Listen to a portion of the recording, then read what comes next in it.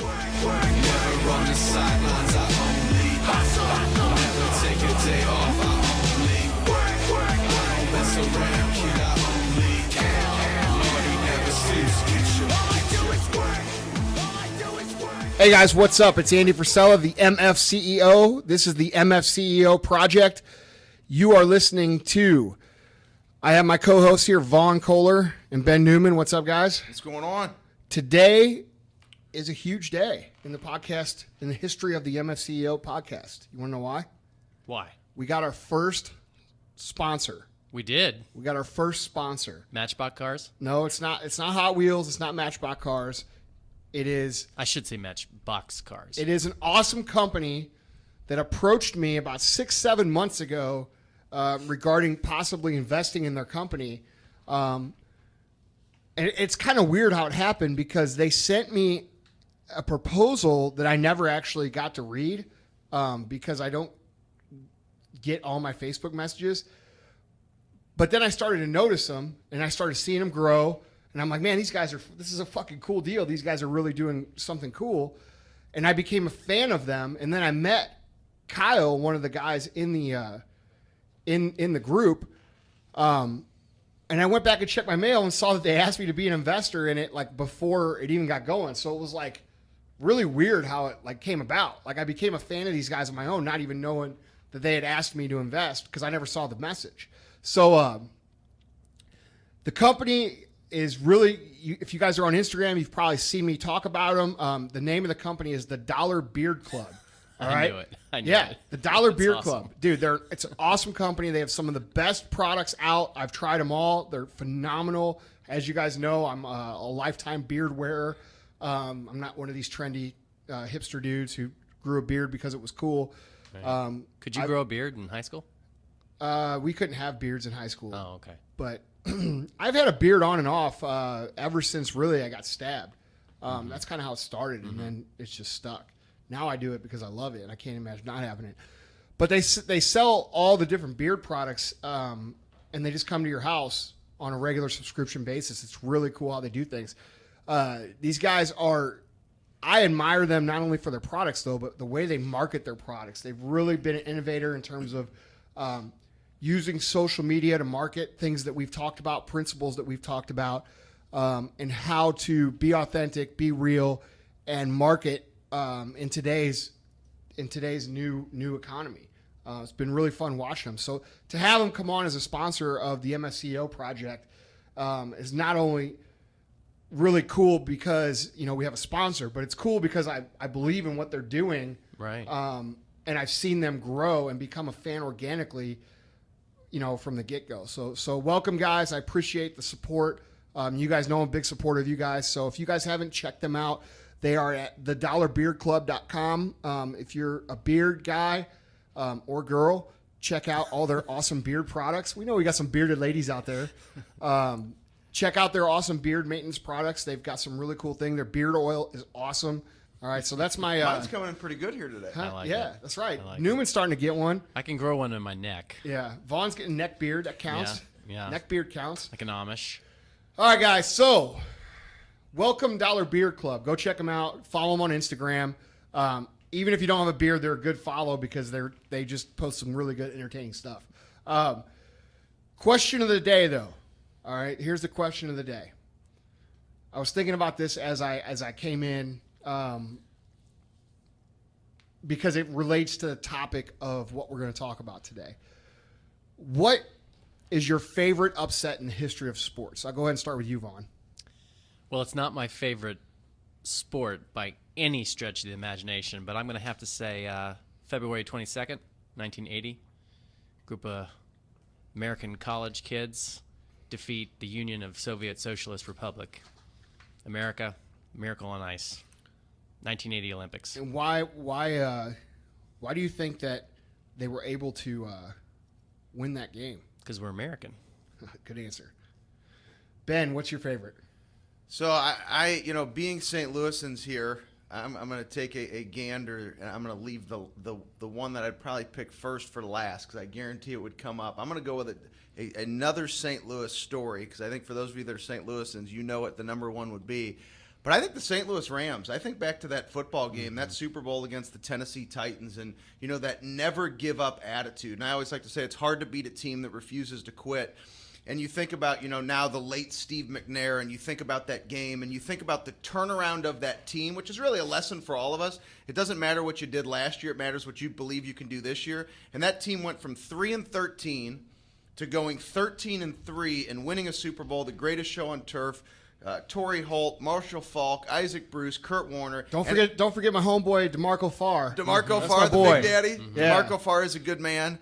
And I just think it came down to that final yard and Mike Jones chasing down the receiver for the Titans and making what is now in St. Louis. It is the tackle. It was that tackle that really preserved that whole story. Yeah. And they never gave up. So I would say that's a pretty amazing story when you look at it in its entirety. No question. Not just a game, but the mentality of being an underdog.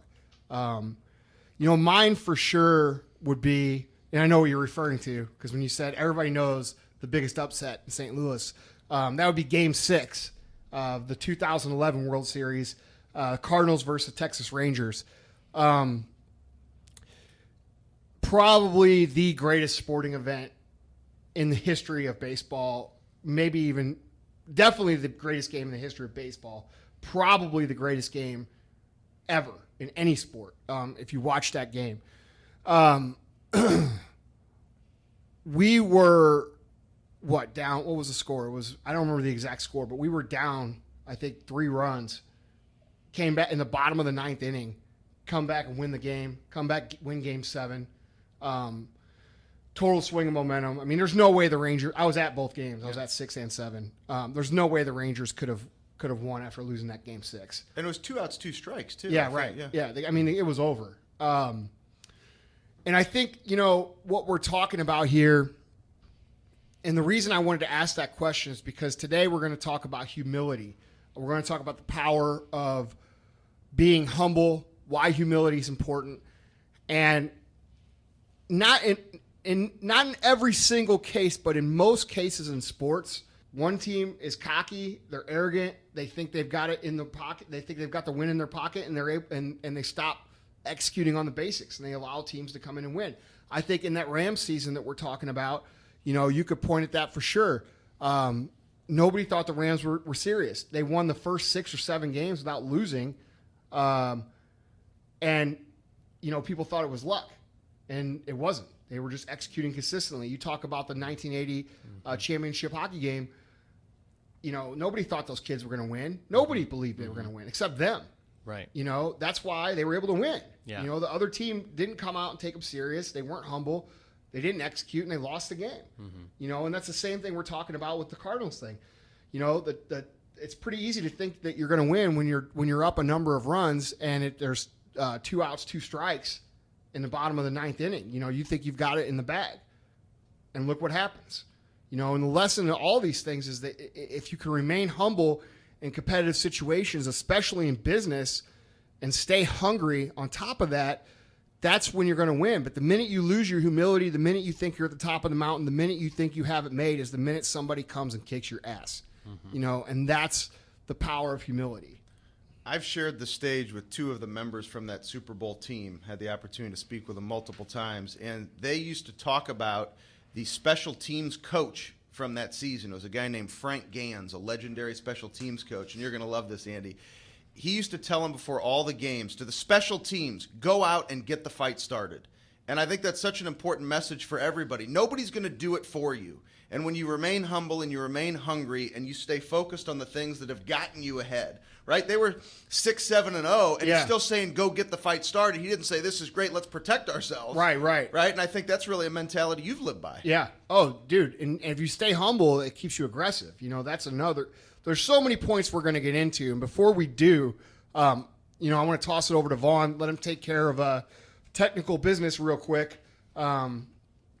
And then we'll get into the meat and potatoes of why this is such an important concept. I'm kind of the Vanna White of MFCEO. Yeah, go turn those letters, bitch. You do look pretty over there, Vaughn. Yeah, thanks. I appreciate it. So, guys, we can't stress this enough. Check out the MFCEO.com, and for each episode, we have a dedicated page, And on that page, you'll find show notes and links galore for this episode.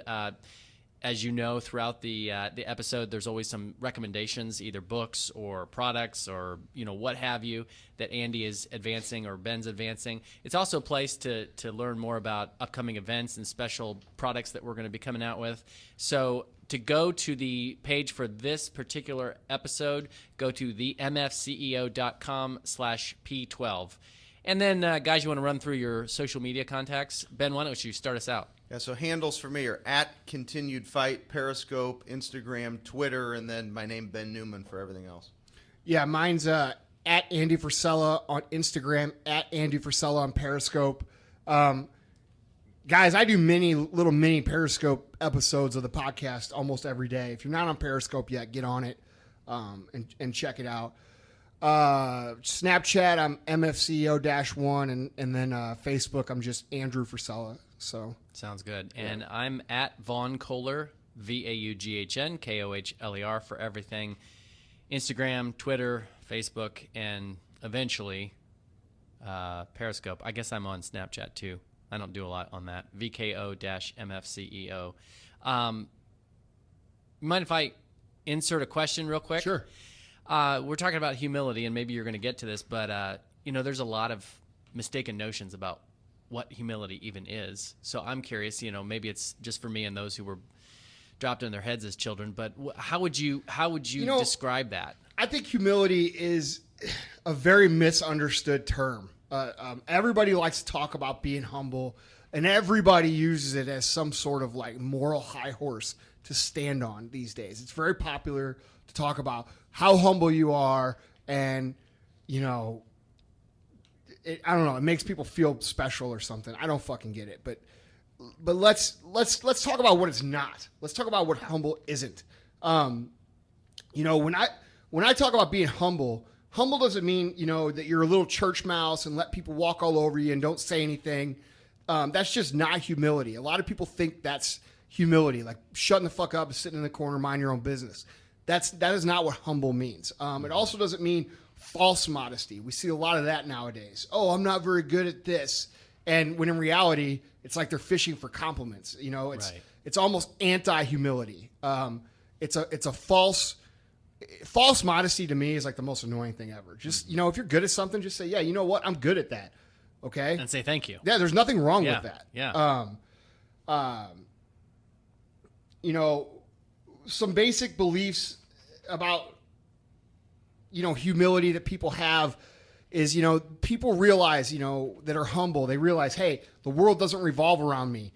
I'm not a perfect person, and that's where admitting that you're good at certain things and knowing that you have to improve at other things. That's a humility trait. Realizing that other people are better than you at a lot of shit that you're good at. That's being humble.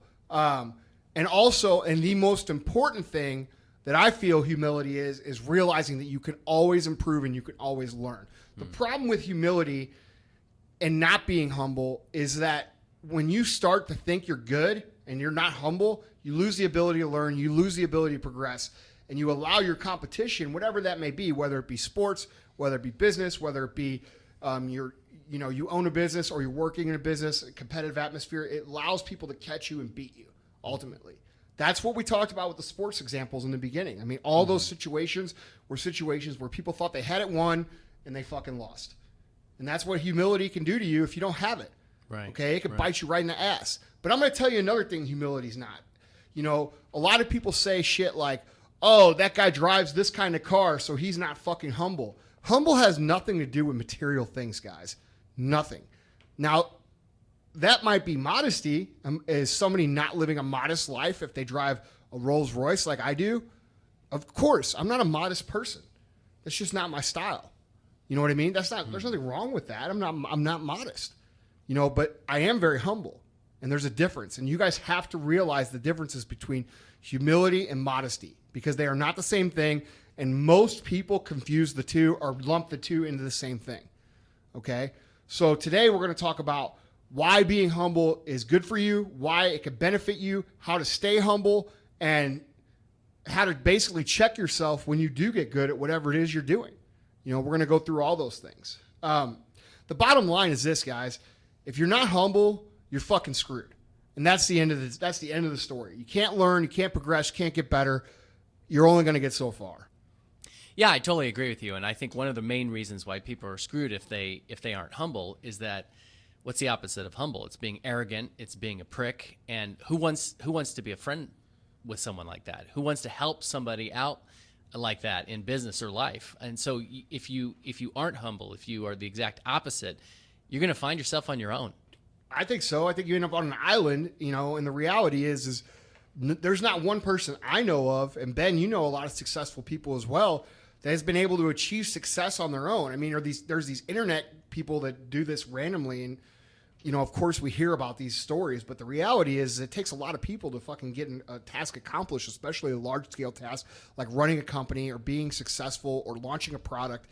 And when you aren't humble and you're like what you're saying, you're the kind of dude that, like, not only do people not want to work for, they're the kind of people that like come in and purposely sabotage your shit. I think it's important to highlight what you mentioned, which is it's okay to say that you're good at something. You don't have to apologize for being successful. If you're running a company, if you want to run a company, wherever you are in your career, it's actually an attraction power to actually be really good at something. But then to also recognize I can get better every single day, but to apologize or to not help somebody by sharing what's made you successful, I think actually does a disservice to their ability to actually grow. Not only that, man, you're that's something society has fucking beat into your head. You know what I mean? Like, dude, it's like, people these days are just so quick to like point at somebody and label them. And like, I get it a lot because of the cars I drive. Well, dude, they don't realize that cars are a fucking passion for me. You know what I mean? I don't drive those cars to impress other people. I drive those cars because I fucking like it. Mm-hmm. You know what I mean? And people point and they say, oh, that guy's not humble, or that guy's not this, or that guy's not that. When in reality, dude, I'm one of these people who sits here and Tyler can attest to this. I come in work every fucking day thinking about how I'm going to get better because I feel like I'm getting my ass kicked. Even though if you look at the bank statements and you look at the numbers, we're doing well. I feel like I'm always losing. A point you just made, which I hope people capitalize on and they recognize, was the difference. I want to go back to this modest versus humility. And if anybody is thinking about humility or saying, oh, he drives this car, he's not humble, I would encourage anybody to go find video from Summer Smash this year when there were 1,000 people who were in the audience that had traveled from all over the world, part of the culture, the brand that First Form is building. And the emotion that you showed, I mean, that is exactly what humble is all about. So anybody that because of a car would say that you're not humble, go get the video footage. I just want to capitalize it. Modesty, different. You don't have to be modest. Who says you have to be modest and you can't drive a nice car? Humble and modest, completely different things. I've never thought of it that way. Yeah. And I hope everybody listened to that point because that is a huge point. If you want to drive a nice car, go drive one. It doesn't mean you're not humble. Not only that, how many little kids or how many people are you inspiring to go out and be successful by doing that? Like my point I was trying to get at, and I don't think I was making a very good point there, but so thanks for stopping me from rambling on a terrible point. But the point that I was trying to make there was this, is that society has the social pressure of everybody around, because let's face it, most people that we all deal with on a daily basis are of moderate income type people. It's an average, right? Nothing wrong with that. And a lot of people are very happy at that. And if that's what you want, that's cool with me. I have no issue. I'm not judging. This podcast is for people that want to grow and become successful. And that's an arbitrary term. It's different for everybody, right? So the principles are all the same. But the point I'm trying to get at here, guys, is this. You have to think outside the mental beating that society hands on you in terms of what's acceptable and what's not. Because the reality is, people are going to try to tell you what to think, what to do, how to live. And at the end of the day, you're going to be fucking dead, and it's not going to matter anyway. So I encourage everyone to do what they want to do. If that's drive a nice car, drive a nice car. If that's live in a fucking trailer, live in a fucking trailer. Everybody likes different shit. I know plenty of dudes. I have a lot of friends who their idea, and because we have this farm out in the country, and I've got a lot of friends out there. Their idea of paradise is to have a house on the river where they can get on a flat bottom boat and go frog gigging. And you know what? I fucking go with them. And it's awesome.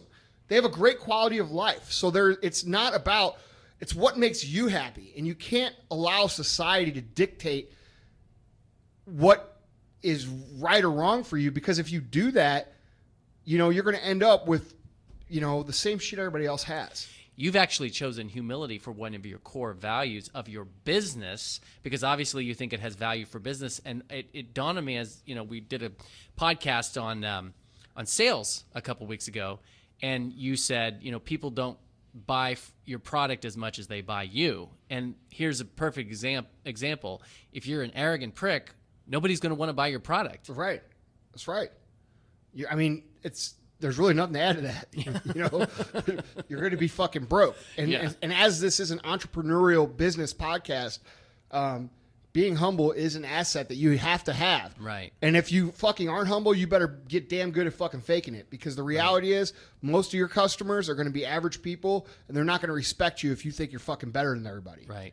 Right. So, and I guess for me, I just wanted to, which is going to hurt your sales. Yeah. Yeah. Okay. So let's tie it back to, you know, because let's stay on focus. How does that, I mean, it's all good. And we're all good people in this room. You know, everybody in this room is a good-hearted person. I know I'm friends with everybody in this room. We all would be humble whatever, in any situation, because we're good people. Some people need to understand that humility is necessary for them to get what they want in business. Right. You know what I mean? Right. So at the bare bones, you need to understand that. Right. It's not just the right thing to do. It's good for business. It's great for business. Yes. You know? Yeah. So you're screwed if you're not humble. Yeah. End of the podcast or what? Yeah. Hey, man, you know, it's real simple shit. We could end it right here. But the reality is there's more points you can make and pile on and do all this stuff. You know, a big obstacle that I see in business a lot of times, I see a lot of, especially small business owners, and there's no, this is not a coincidence, okay? The bigger the company that I've dealt with, the more humble the owner. The smaller the company I've dealt with, the more arrogant the owner. Mm-hmm. It's not a coincidence. I think that goes back to a book that I had mentioned before, Mindset by Carol Dweck, right? It's the difference between a growth mindset and a fixed mindset. You know, that's one of the things I love about First Form. It is constant when you look at the culture, when you walk through these doors. It's what can we do to improve, to get better? Better products, better people, better service. That keeps you humble in and of itself. Dude. If you're constantly asking yourself, what can I do to grow? You're going to stay humble. It's like as a speaker for me, I've come a long way since 2006, since my first $500 speaking fee. Right. It's much more significant now, but the reality is I go to mentors and coaches that are still getting paid 2 times what I'm getting paid, because it helps me better understand what can I improve, what can I learn from them, what can I do to continue to grow. You naturally, if you want to keep growing, you'll be humbled. Right. And if you're humble, you'll naturally want to keep growing. So those 2 points, Yeah. You know, it's like what came first, the chicken or the egg? You know, we could argue about that all day. I think that when you remain humble, that's, for me at least, okay? For me, when I remind myself how little of a fucking player I am in the business world, and I look around, and I don't compare myself to other people in my industry. I compare myself to fucking Steve Jobs or Bill Gates, or dudes that own, you know, Jimmy John's. You know, I don't compare myself to other people in the industry. I compare myself to just business. And when you do that, okay, it's very easy to stay humble, because you look around and you say, fuck, those guys have really done something. Right. You know, we're still little babies in the big scheme of things. And I think that's, you know, it's all perspective, how you want to keep yourself in check. You know, but getting back to my point about the guys that own the biggest companies are usually the most humble, and the guys that own the smallest companies in our industry, without naming names on the smaller guys, I'll name some names on the bigger companies. A company that we have worked with and use on a daily basis for the last 16 years. They're the biggest sports distributor in the world. Their name is Europa Sports. The guys that own that company are the most humble people I've ever met in my entire life. They're great people. They're always there to help. Jeff Compton, Eric Hillman, 2 of the greatest human beings that I've ever met. And these guys are the most successful guys, two of the most successful guys in our industry, two of the most powerful guys in our industry for the last 25 years. You know, and these dudes, you would meet them and you would have, they are just, I mean, salt of the earth, greatest people ever. And then you meet some of these guys who own a little brand that does $500,000 a year in sales, and they act like they're the fucking king shit or whatever of the whole entire industry. And it's just like, dude, it's very apparent from where I'm sitting that mentality of not being humble is what keeps them, you know, a small company. Mm-hmm. You know what I mean? And there's no coincidence as to why when you see people like Richard Branson, who owns 4 billion companies, who fucking knows? The guy owns everything, you know, and you see him, he's a regular dude. Like, I'd like to drink a beer with that guy and hang out with him. And he seems like a humble, I mean, I'm sure he's confident, and I did a Periscope on this yesterday. I'm sure he knows what he knows, and I'm sure he is not afraid to admit what he doesn't know, which is what ultimately has made him successful. Mm-hmm. You know what I mean? I would say, too, that humility is not a static thing. Like, you either have it or you don't. Because, let's face it, a guy that's making that much money, he's going to have his moments where he maybe lets his ego get the best of him, but it's the people who consistently put their ego aside and consistently put others first and serve others who I think are going to be the most successful. But let's face it, I mean, guys who have accomplished a lot, you're going to periodically struggle with some ego issues. I don't know, maybe. I mean, you don't think? I don't know, man. Like I said, the most successful guys I know are the most humble in all areas. Like, I've never one time heard those two guys I just mentioned ever step out of line with ego. That's ever. Impressive. Ever. That's super impressive. I know guys more successful than them financially, and that, you know, if they built it themselves, I think, as opposed to inheriting a family business. I'm talking about self-made dudes. Mm-hmm. Self-made dudes that the bigger they are, the more humble they are. That's what I've always found. I've never found it the other way around, ever. And I've never seen, you know, I've never seen them step out of line. Mm-hmm. You know, I don't know, man. I don't know if I agree with that or not. I'm sure that's the case sometimes, but, you know, I've never seen it from those two guys, ever. Ever. I call them dudes at 12 o'clock at night, and they're like, Andy, what do you need, man? How are you doing? You know, they're not like, what the fuck are you calling me for? You know, they're just, I don't know. I think it's a core value that the more people have, the more growth you're able to achieve. Because the reality is if you think you're perfect, you think you know everything, and if you are somebody who battles with ego, you're not able to learn, you're not able to improve, you're not able to progress, and it's just the reality of the core value. Mm-hmm. You know. Mm-hmm.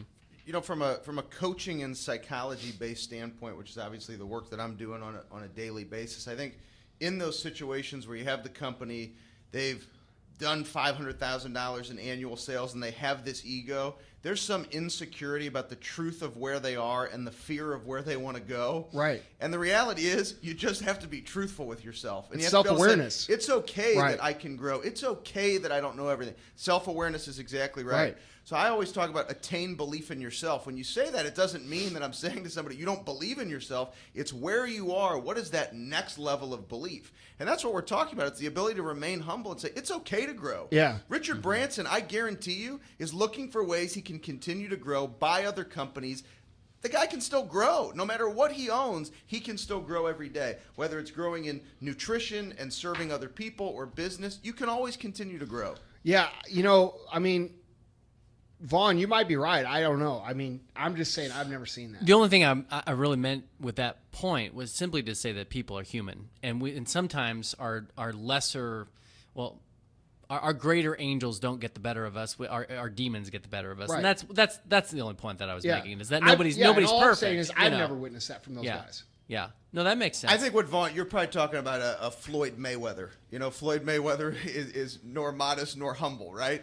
Yeah, right. I mean, exactly. if you're looking at the extreme example like that, but how many Floyd, an unbelievably successful guy, but I think you're talking about the actual example. Okay, so let's talk about that for a second, because Floyd is one of those super talents that he's arrogant. You know, I mean, there's no question. The guy's fucking arrogant. Mm-hmm. You know, he talks shit. He talks about his money all the time. He brags about it. I carry $1 million in cash. around with me, that's not humble. You know what I'm saying? In any way.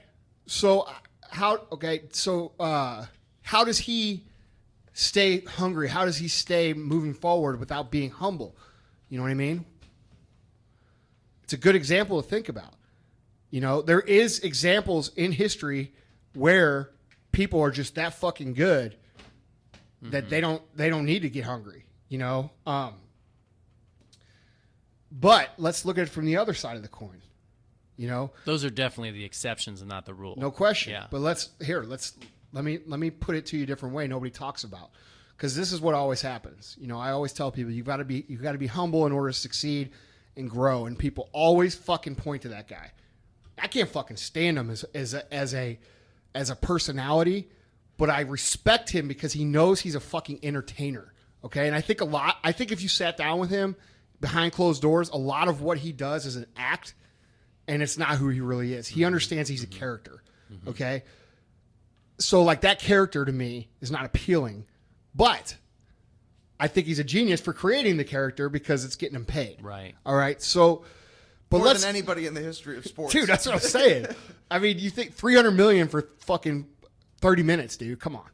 That you there's nothing you could say, no matter what you think about it. It's ridiculous. Right. So anyway, I bet if you got him behind closed doors, I bet he's a different dude. Could be wrong, but I'm betting that he is. And let's also think of, because dude, I bet you, because there is no fucking way that somebody would put in that much work to be that fucking good if they didn't know that they could be better and be the best. There's no way. It's not possible. So my personal take on him is that he's a character on purpose. And I think, he's exploiting that character for the reason of being a good businessman. But let's take it. This is something that I always want to say to people, but I never say because my dad taught me something when I was real young, and he's beat it in my head. You can't argue with stupid. All right. So I never fucking argue people on this point because I don't have the time, but I do have all the fucking time in the world right now. So we're going to argue this point. Floyd Mayweather's filthy rich and he's not humble. All right. That's right. It's all relative, though, right? There's a lot of people in the world a lot more wealthy than he is, a lot more financially successful than he is. What if he was humble enough to learn business? What if he was humble enough to learn how to take that money and turn it into something else? What if he was humble enough to be better in those aspects? The dude would be a multi-billionaire. Okay? So let's talk about humility because it's all relative. Yeah, $300 million is a lot of fucking money, especially to anybody in this room or anybody listening to this. But what if it could be 30 billion or 40 billion or 70 billion? And he could have been the greatest paid net worth person in the history of sports. Mm-hmm. You see what I'm saying? Absolutely. So how much better could he be?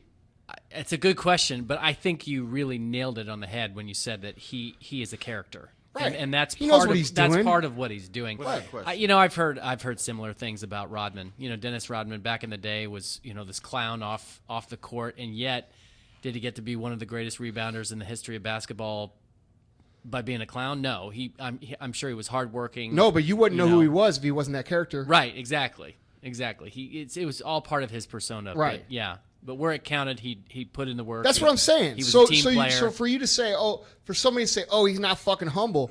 Well, clearly he's humble enough to know that he's got to put in the fucking work because he does it. Mm-hmm. No matter how he acts or what he says in a microphone. I mean, dude, it's like Floyd thinks and understands that the more he gets people talking about him, the more money he makes. Mm-hmm. Mm-hmm. I think he's fucking genius from that aspect. Mm-hmm. But a lot of people are like, oh, dude, he's not humble. Well, there's aspects of him that are humble. There has to be, or he wouldn't put in that kind of work. Yeah. I think we spend a lot of time on what it's not or how it's going to hurt you, but how can it help you? How can being humble help you? Let's talk about that for a second. All right. Here's the thing that you have to realize, and we talked about this a little bit, but you cannot succeed on your own. It is impossible. Okay. So for you to get maximum production out of your team, what do you have to do? You can't force them to. I mean, sure, you can yell and scream and throw a fit and all that stuff, and they're still going to do the bare minimum. But how do you inspire a team? How do you get them excited to go to battle for you? How do you get them excited to come to work and accomplish this mission? And being humble, whether you realize it or not, as a leader is a necessary quality to have because it helps people feel valued. It helps you appreciate them. No one likes the kind of leader that stands up on a podium and accepts an award and says, oh, this is all me. You know, I've been at this my whole life. Fucking earned this shit. Nobody likes that. You know what they like? Hey, look. And you know what? Not only do people like, but what is the truth? Hey, look. I get a lot of credit I don't deserve. And the reality is I've got 100 guys behind me that work their fucking asses off every single day, and I get the credit. I shouldn't be getting this credit. The credit should go to them. And that's the fucking truth. Mm-hmm. You know, I get a lot of credit personally for being successful and this and that. And, you know, we have the podcast and we got this Instagram, this Periscope and all this shit. But, dude, I wouldn't even be able to do that shit if I didn't have the guys I have. Mm-hmm. The team I have comes in and kicks ass every fucking day. If they didn't do that, I wouldn't even have the time to do that, nor would I have the experience of managing them or working with them or going to battle with them. Would I have the house I live in, the cars I drive, or any of this other shit that I have? And that's the truth. And there's a huge pet peeve of mine when leaders take all the fucking credit from their team, because here's the thing that you don't get. They're not going to get paid the way you get paid. If you're a leader, if you're a CEO, if you're the boss right now, your fucking reward is your fucking paycheck. It's not the credit and the paycheck. You better give the fucking credit to your team because they are the ones that got you that fucking paycheck. And what allows your paychecks to grow, you as the MFCEO of First Form, is that your humbleness, as I've seen, creates gratitude and appreciation. And that's a choice. No, That's because exactly it's contagious. It's contagious because you give that first. Correct. Yes. So it's the gratitude and appreciation that comes from being humble, which allows people to say, we're going to let this spark be lit so that we're going to work hard to get to the next level all together, because you do appreciate them and have gratitude for their hard work. It's genuine. Completely genuine. Right. But see, here's the thing. You deal with a lot of small business owners. So do I. I go in consulting for these other guys, and I'm like, all right. They're like, well, how do you get your guys to work so hard? And how do you get your guys to be passionate about the brand? And here's the fucking cool thing, guys, is when your team's passionate about your product, guess who else becomes passionate about your product? Your customers. Mm-hmm. Okay, this is the core value that drives your culture, is being humble. You have to understand this. I see all these guys, they come to me for advice. They come to me for small business consulting. I want the kind of culture you have. I want my people to come to work passionate. Yet they go out in their bay or their warehouse or wherever it is they're working, and they yell and scream and point and this and that. And then when shit goes good, they talk about how great they are. They don't give any credit to their team. And they hold the mentality of, well, I pay them to do a fucking job, and that's it. Mm-hmm. And, you know, that is like the opposite of what you need to do. It disgusts me, honestly. So this conversation is reminding me of a conversation we had probably more than a year ago, where you surprised some of your friends because you actually agreed with something that Obama said. President said. Yeah, you want to explain kind of what you so, thought people got wrong about that? And it's irritating. Like, dude, so Obama said, I don't know, a year ago or a year and a half ago, you didn't build that. You own a business, you didn't fucking build that. And everybody, all the right-wing people, and I don't identify myself with right or left. I identify myself with what is fucking right. Okay? And all my right-wing business owner friends all send a text to each other saying, what a fucking moron. Look what he said. Dude, I fucking built this, blah, blah, blah, blah, blah. And you know what? I'm like, dude, you arrogant motherfuckers. You didn't build shit. You know what I'm saying? You might have started shit, but like this building that I'm in, where I'm looking out the window and I see hundreds of pallets of product and all that stuff. I didn't put those on the fucking shelf. I didn't clean that warehouse. I didn't send the orders out. I didn't write the handwritten thank you notes. Dude, for you to sit there and take the credit of the company that you built, you may have started it. You may have designed the framework, which is the job of an entrepreneur. You may have employed these people, and you may have done all these things. And basically your job as a CEO is to steer the fucking boat. You might have steered the boat down the right path.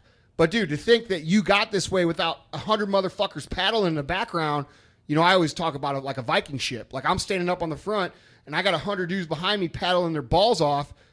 We don't go anywhere without them. Mm-hmm. So all these people, like, yelling about, like, and, dude, I'm not a big fan of, you know, our current situation in the White House.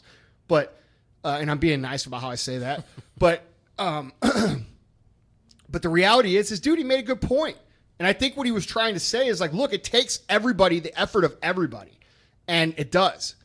And for somebody to say it doesn't, or I'm the boss, or they walk around like they've got a fucking 10-foot long dick, you know, when they're a CEO, dude, those people, they don't make it very long in business.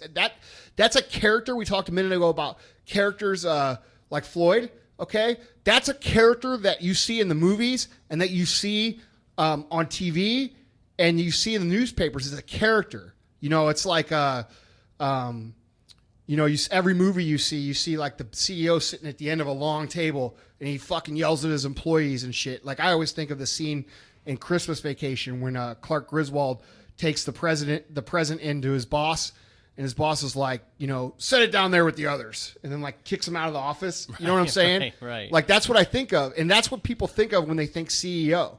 You know what I mean? But what they don't realize is the most successful CEOs are not those kind of guys. Mm-hmm. They're just not. They're the kind of guys that wear the same shit that their employee wears. They're not wearing $10,000 fucking suits. They wear fucking polo and fucking khakis or jeans or t-shirt. Walk through the warehouse and know the motherfuckers that works for them names, no matter how big they are. Right. I think what you told me originally when we talked about this is something I want to repeat now, which is that you said that the problem wasn't that Obama said what he said. He didn't say it right. Instead of saying, you didn't build that, he should have said, you didn't build that by yourself. I think that is what he said, but I don't. Did he? I don't remember the exact quote, but I think that was the context of what he said. Was it? Yeah. And people just jumping on him. Yeah, man. And like, you know, I'm not for in politics like jumping on somebody just because I don't like them. Right. Like, let's look at the fucking truth. I think the point he made was valid, and anybody who disagrees, your leadership skills are poorly developed. Right. So let's just be real here. You know, you're not. If you want to walk through your building and act like you're the fucking king of the walk and all that shit and treat people like dirt, enjoy your fucking ride because it's about to be over. Right. Period. Right. You know, people will not go to fucking battle for you if they don't fucking love you and care about you. And the way that they love you and care about you is by you showing them that you love and care about them. And that takes fucking humility. You know, one thing I can't stand, like, dude, I don't even like people carrying my fucking bags. Like when I travel to a hotel and like the bellhop's trying to get my bags, I don't even like them doing that because it's like, I feel like that's like a fucking servant job. I don't like that. Like, dude, let me carry my own fucking bags. You know what I mean? Yeah, absolutely. Like, dude, it's just a mentality. Like, I mean, I don't know if I'm making sense. Does that make sense? It's making perfect sense. You know, it makes me uncomfortable. Like people shining your shoes and shit, or like carrying your bags. It's just not for me, man. You know, I don't even like people waiting on me in a restaurant. I'd rather get up and get my own fucking beer. It's the truth. You like buffets? No, I don't like buffets, man. I think they're disgusting. Dude, I'll tell you a story, man. One time we went to this buffet. We used to go to this Chinese buffet. Me and Scott, who runs the warehouse out here, he's one of my best friends. We, when I say run the warehouse, he's in charge of distribution, international, national. It's not running the warehouse. It's just, he runs distribution. Anyway, we went to this fucking buffet. We used to always go to this one buffet up the street, and like it got progressively, like it was good at first, you know, when you're like 22 years old, 23, you're like, fuck yeah, buffet. And then we like kept going there, and we were like 27, 28, and it's like starting to get kind of, we're like, man, this place really isn't that good. So dude, we're fucking eating in there one day, and dude, I don't even know how to say this without pissing people off, so I'm just gonna fucking say it. If you get pissed, I don't care. But like, dude, I look over and there's like this really big woman, okay, with shit all over her, like covered in like sweet and sour sauce. I don't know what the fuck it was. Like I don't, like when you go to eat and you see people eat ribs and they got fucking barbecue sauce above their eyes, like how the fuck does that even happen? So dude, we look over at the same time and this chick is just going to town. And like, I'm talking, when I talk about like covered in sauce, I'm talking about like she looked like she dunked her fucking head in a fucking barrel of sweet and sour, dude, and like rubbed it all over. And like, that was it, dude. No more buffets. They ruined it for me forever. I will never. Any buffet. No buffet. I won't fucking do it no matter what. You have that image burned in your head. Dude, we got to get Scott. Go get Scott right now. We're going to get Scott in here and we're going to fucking ask him about the truth of this story. Okay. So dude, I'm telling you, man, it was like such a bad deal that it like, you've been permanently scarred. Dude, listen, man, it can fucking, I can't get the image out of my head. Like it haunts me. Like how do people get Like, you guys don't know somebody eats like that, right? No. Yeah, But you do. You lie. Like, I'm talking about like ribs. Like, dude, they're eating ribs. They just got shit all over them. Yeah. Like, dude, I All don't. up on their ears. You're like, how? How did the sauce get on your earlobe? Dude, how? Like, I don't get it, man. And like, This may be the most interesting tangent we've ever gotten. I'm just saying, like, you motherfuckers out there eating ribs, getting shit above your eyes. How does that even happen? Yeah, here he comes. Here he comes. Here he comes. Only on the MFCEO All right, Project, so ladies stop, and gentlemen. Sit down in the chair here real quick. Just real quick.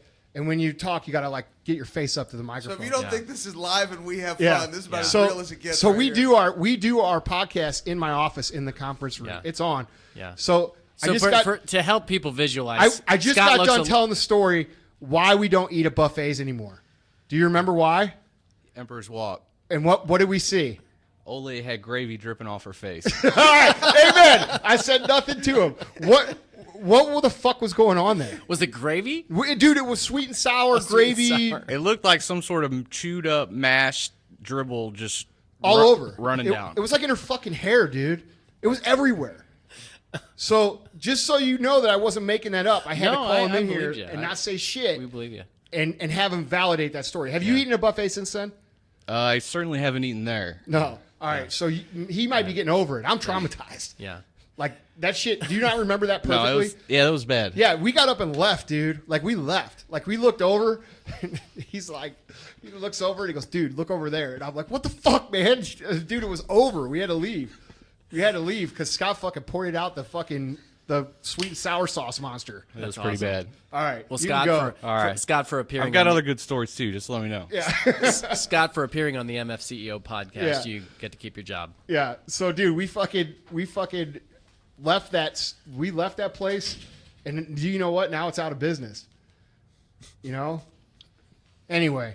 So what were we talking So about? are other buffets because they were traumatized like you to Fuck, never go dude. to a buffet again. I won't go, man. I won't do it. I have not been to a buffet since then, and I won't go. Won't Nice. So, benefits of humility. go. Yeah. All right. Don't fucking eat with shit all over your face. It's just rude. It offends my eyeballs. Dude, I wish I could find some way to tie Humbled this by in, the but Tyler buffet. I can't. do you know people that get shit all over their face when they eat? Actually, my brother does. Is it not disgusting? It still baffles me to this day because the kid's like 15 and he'll, like look- you said, it'll be above like his eyebrows. And it's like, what the fuck are you doing? Like, Dude, it's like people get totally wild about eating like fucking shit like that, man. and it'll get that way with like macaroni and cheese, like where he's eating with a fucking utensil, like not like ribs, but it's like He's got it up he's here got on it his up head. here in his forehead, and it's like, what? Dude, what is that? Ben, you're dying, dude. What's going through my mind right now is if I'll ever go to another fucking buffet for the rest of my life. Oh, man, fuck. All right, that's the show. We'll see you guys later. Fuck, man. All right, where were we anyway? Well, I'm not sure, to be honest with you. Okay, so we were talking about the ways that We were talking about the humility can you have to benefit be you. humble if you want people to go to battle with you. Right. You know what I'm saying? You've got to give that love and humility and appreciation and value first, and they will bring it back. And for you to be able to do that, you have to be humble. Right. Okay. I remember there was a time I went, it's a my versus our mentality of a leader. And I was at a very large accounting firm preparing for an opportunity to speak. And I said, what is it that makes your company different? And he said, it's a my versus our mentality. He said, these are our clients. He says, if somebody brings in a client, that's not my client. It's not my assistant. It's our team. It's our clients. We do everything jointly. And he said, if people aren't communicating that way, we have a problem because it hurts our culture. And I actually went back and I remembered, and I wasn't doing it, and I don't think anybody listening, you do it intentionally. I hope you don't do it intentionally. But I remembered I would say things like, my assistant. Oh, my assistant is going to reach out to you.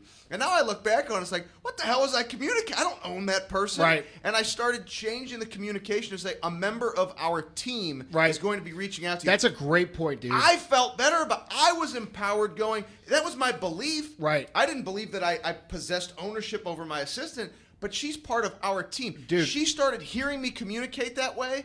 We've adopted that on our team, and it fires me up when I talk about it. Dude, the point you're making there is a point that it's so powerful, but it's so hard to put into practice. Okay, And for you guys listening that manage people, if you could start to curb your communication, like to reflect everybody being on the same team, you're going to see a huge improvement in culture immediately. I have struggled with this, especially because when I get upset, I have a tendency to point at guys and say, "What the fuck are you guys doing?" Blah blah blah blah blah. And to this day, I still do that sometimes. But I try, and when I do say, "Look, guys," instead of saying, "What the fuck are you guys doing?" I say, "Look, we are fucking failing at this. We are not doing a good job at this." And just by changing that thing from pointing right to somebody to saying, "Look, we are not doing this. We are not executing." Dude, the amount of information they're able to receive and turn around and go fix, it's a difference between an ice cube and an iceberg. It's just totally fucking different. So I want to capture this. So you just heard Andy. That's being humble, saying, "I recognize I didn't do." I still struggle with that. So because I get so pissed off, and I'm like, "What the fuck?" Because I'm not the one out there making the mistake. But the reality is, I have to take responsibility for their performance because I'm the leader. That I am. If they're not performing, it's because I didn't fucking coach them well enough, and I have to accept that.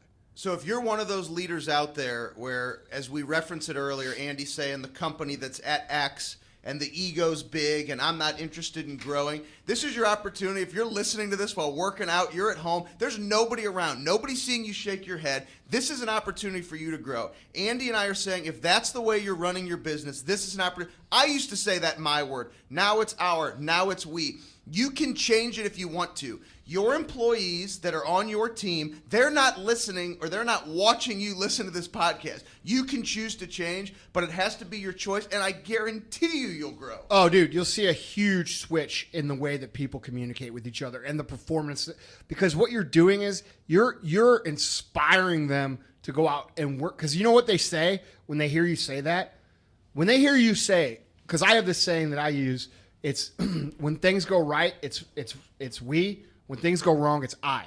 All right? And when you fuck up and you stand there and you say, "Look, guys, sales they're down because I haven't fucking taught you guys well enough. It's my fault. I take responsibility." You know what your team is thinking whenever you sit there and say that? They're saying, you know what they're saying? They're saying, "Fuck, dude, look at this guy sitting here blaming himself when I didn't go out and execute."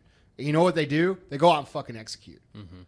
What I really love about what you guys are talking about is that this is a very concrete, actionable thing that you can do. Right. Adjusting your language. So what are some other ways that we didn't necessarily include this in the original outline of the podcast as we conceived it, but I love the direction that this is going. So what are some other actionable things you can do to show humility, to express humility? I think with your team. I think asking your team, don't be the guy that has all the fucking answers. Okay? Be the guy who goes in and says, "Look, man, when you don't know, come into your team, show your vulnerability, say, 'Look, I don't know the answer to this question. What do you guys think?'" Okay? That's another actionable item. Be humble enough to know what you don't know, go in and admit it, and then say, "Hey, what do you guys think?" Okay? That's another way to show humility and create loyalty amongst your employees. I exactly the concept you're making. I always refer to it as questions over statements. Right. I think our naturalness as a human being, I want to come and, "Andy, do this." Right. "Hey, what do you think is working right now, Right. Andy? What's effective? What's driving the process for you? What's making you feel good about your work right now?" Even though Andy already knows what to say, it's asking the questions. Dude, questions over statements. I'm just picturing you with like barbecue sauce all over your face. I thought it was sweet and sour sauce. Whatever, man. It's some Yeah. kind of fucking sauce. Yeah. Well, you actually mentioned one earlier. We didn't actually codify it with a point, but which is, celebrate the people around you. Like, give them the credit. Hold them up. No question. That's what I'm saying. Like, dude, if you're the business owner, your credit is your fucking paycheck. Mm-hmm. These guys they're coming to work. They're making less money than you, most likely. Sometimes in the beginning they're making more money than you. But as you mature, you're probably going to make more money than them, and you have to get good at giving them the credit. A lot of people don't work necessarily for money. They work for different motivations, and one of the things is they want to contribute and they want to be recognized for that contribution. And so, if you're a guy that takes all the credit every time you get some award or get some, like, dude, I got that Entrepreneur of the Year award from Secret Entourage, and like, as much as I was like honored to get it, I also felt like kind of embarrassed to get it because it's Like, I feel like I'm getting the credit that I don't even deserve. I'm just getting the credit of these guys doing work, and that's, I don't know. I don't feel right about it sometimes. Right. And But you've turned around and given the credit back. yeah, and but that's but I'm the saying it's like appropriate leadership. some owners of companies will take that shit and run with it, like they're the champion. And like, dude, you know what their employees say when they go to happy hour together? It's like, God, what a fucking cocksucker that guy is. You know what I mean? They're not inspired to come to battle for you. And that's what I say, man. It's not work, dude. We're going to fucking battle. Another thing that you've told me before that I think is definitely an expression of humility is you've said that you invest in the people that come work for you in such a way that you improve them as people, so that if they end up leaving, that's okay. I mean, you're Look, man. You know what I'm saying? Yeah, that's definitely here's the humility, unfortunate reality because you're of putting the business. other person first. Yeah, here's the unfortunate reality of business. Business grows at a slower pace at what people's career, at where people want to be in their careers usually. So like what I mean by that is it takes 20 years to get where you want to go in business, and that same guy who's 20 years old, he's going to be 40 years old at the end of that time, and he's going to want to progress a lot further than what he might have been able to during that time, if that makes sense. So, usually that guy wants to do what the business does in 10 years. So he wants his career to grow as much as the business would grow in 20 years in 10. Does that make sense? Absolutely. So you have to understand that people are going to come into your organization, they're going to be there for a while, and then they're going to move on to other things. It's just a natural progression, especially if you're in a place like we are where we have a retail company. Typically that's a younger person's type of job. That's just the nature of the beast. And so what we make our goal is this, no matter how long you're here, no matter how long you commit to our cause or become a part of our team or become a part of our culture, I want these guys and these girls that come and work for us to be better prepared for the real world when they leave here, if they leave here, than when they came in. And you know what? When you invest in people like that, when you help these guys learn the habits of reading and progressing and moving forward and success habits and all this shit, dude, they become, even when they leave and move on, they're your best advocate because they respect what you've done for them.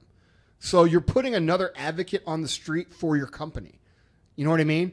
It's not, oh man, they bailed on me or they blah, blah, blah. You have to understand that people are going to progress and they're going to want to move on. One of my most proud things is that I have a number of people who have been employees of mine at this point in my career that have gone on to become successful lawyers.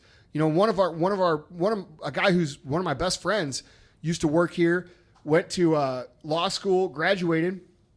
He's now one of the top 10 attorneys in Missouri. Okay.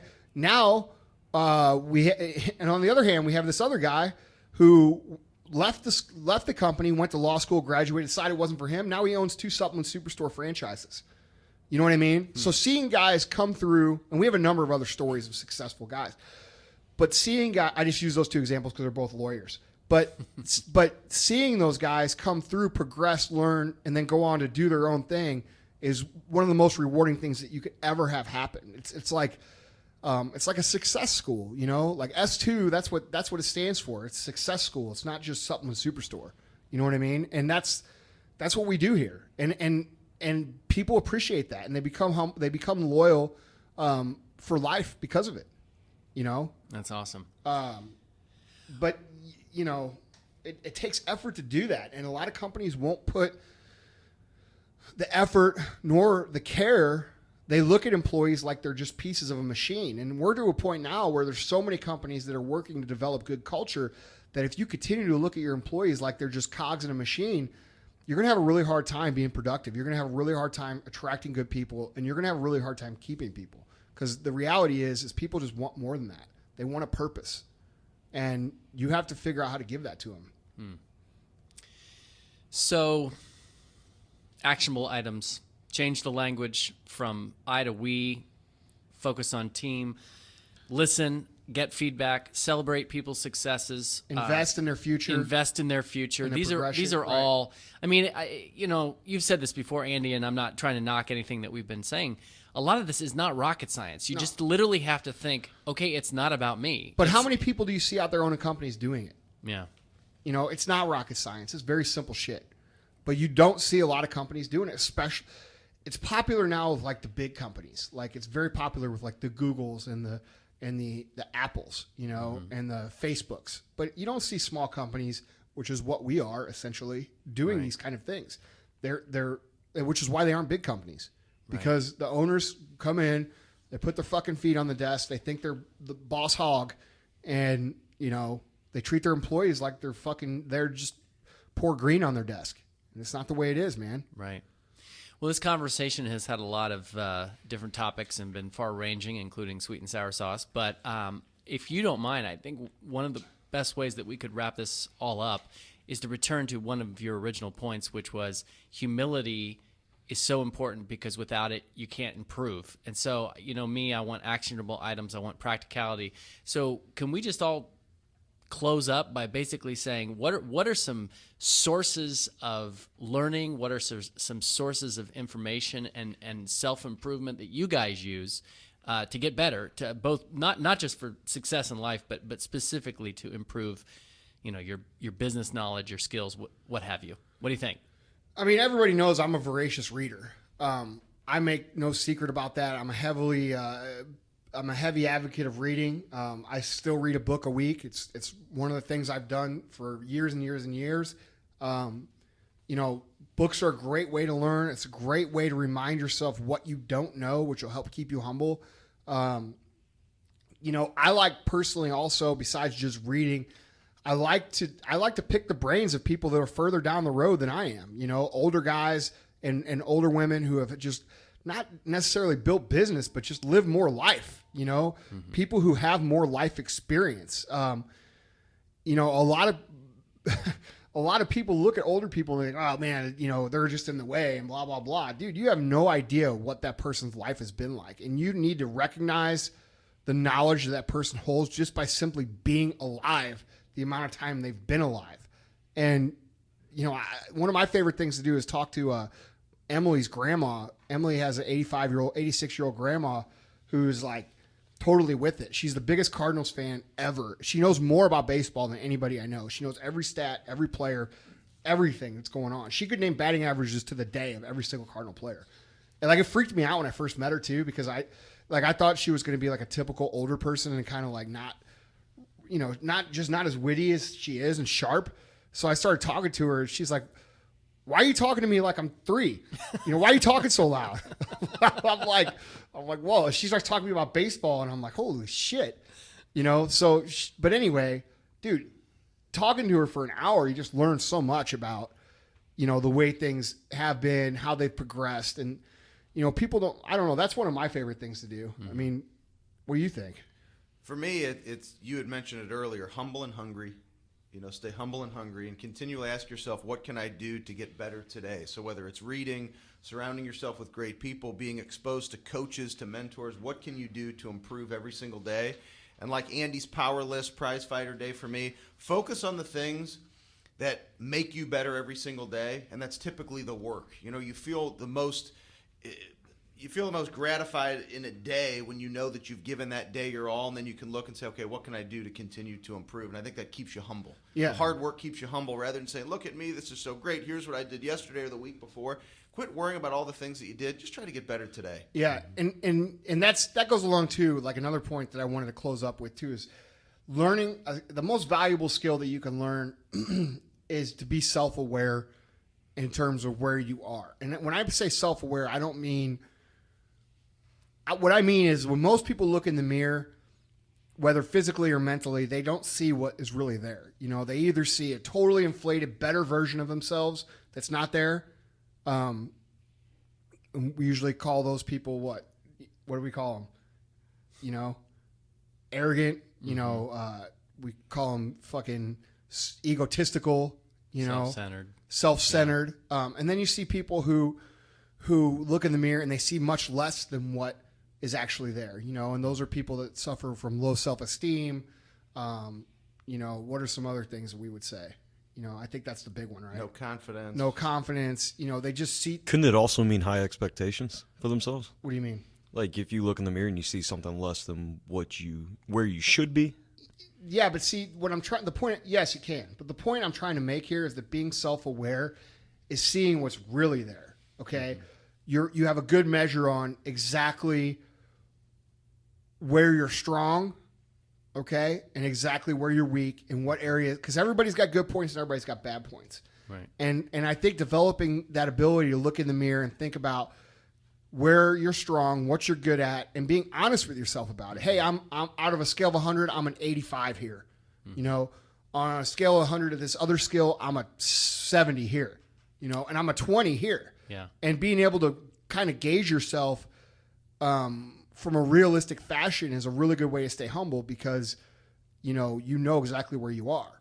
As I listen to you talk, Andy, I think of the Mental Toughness Playbook, Ben, and the early module about breathing through the truth and being very honest with yourself about who you are and just having a sober assessment of your strengths and weaknesses. Yeah, that's the first mental training tool. It's attaining belief in yourself, which I alluded to earlier. It doesn't mean, Andy and I are saying you don't believe in yourself. It's where you are right now. Be self-aware. What is the truth? Because that's how you grow. Right. How do you grow? Well, the truth of where I am right now is a reflection of X, Y, and Z. I'm going to grow on X, Y, and Z. And the truth doesn't mean that you're a piece of shit. No. That you might be really good in some areas. You know what I mean? Absolutely. And you have to take inventory and say, all right, look, here's for me, for example, I always beat the shit out of myself for being way far behind where I should be.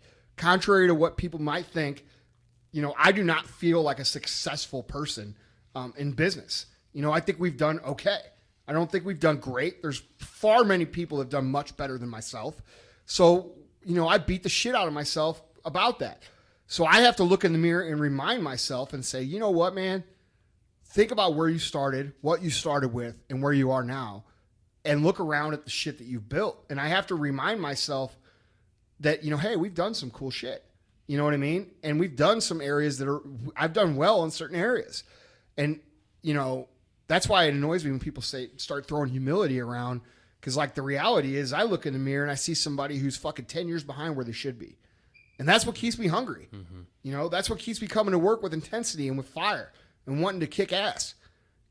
People who sit around and talk about life at the top or life at the top of the mountain or it's lonely on top, blah, blah, blah. Dude, the context of what you're even saying is ridiculous.